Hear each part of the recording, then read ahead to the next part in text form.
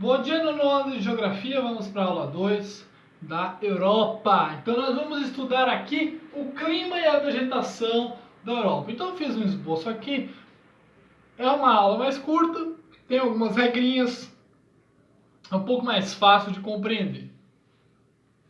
Então, segundo o que a gente já estuda há algum tempo, quanto mais próximo à linha do Equador, mais quente.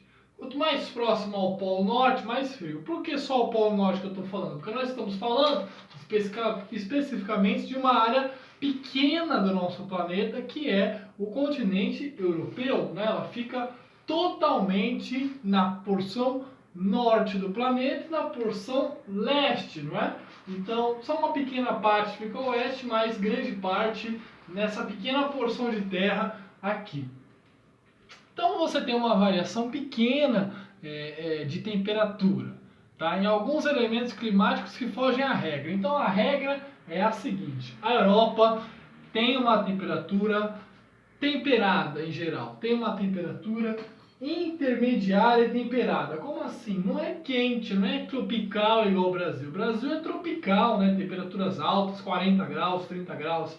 A temperatura da Europa vai entre 15 e 25 graus. É a região temperada do planeta, né? A zona térmica temperada norte.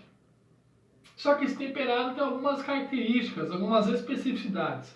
Então, a zona temperada continental é a porção central do continente, tá? É a porção central do continente.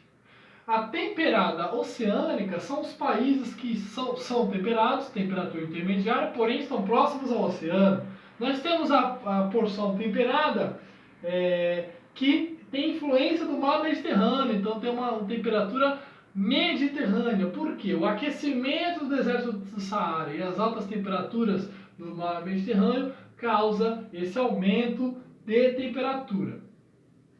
Temos o semiárido, quase na divisa com a Ásia e o Oriente Médio, uma temperatura um pouco mais quente, também por causa do detrimento das temperaturas altas do deserto do Saara, das correntes marítimas e principalmente da região do Oriente Médio, que é uma região muito quente, tá?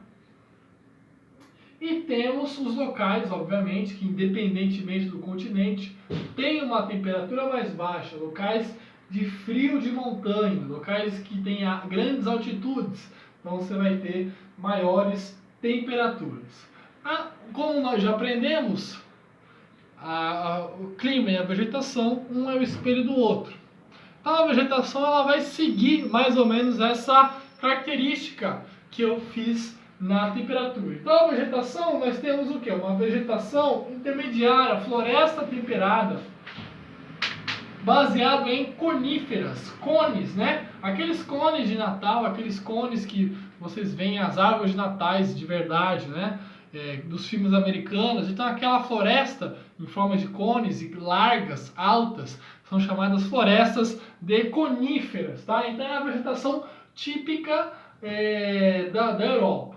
Nós temos também no extremo norte, próximo ao Polo Norte, a tundra, vegetação rasteira, né, que fria, que quase não tem desenvolvimento devido às temperaturas abaixo de zero. Temos a taiga, que é um pouquinho mais abaixo, já tem um pouquinho mais de vegetação. Não são grandes árvores ou árvores de grande porte, mas já tem uma vegetação intermediária, tá? Floresta mediterrânea na temperatura mediterrânea, óbvio, né?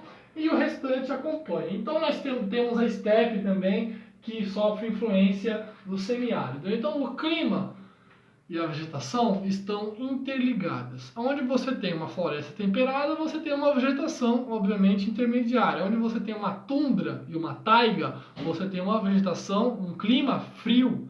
Tá? Onde você tem uma floresta mediterrânea, você tem, obviamente, uma temperatura mediterrânea. Então, são razoavelmente intermediários. Mas a regra é a seguinte: a Europa tem um clima temperado, exceto no polo, que é muito frio, ou próximo aos trópicos, que aí já tem uma temperatura que pode ser um estepe, uma vegetação de estepe, ou uma temperatura de vegetação mediterrânea. Tá bom? Tchau!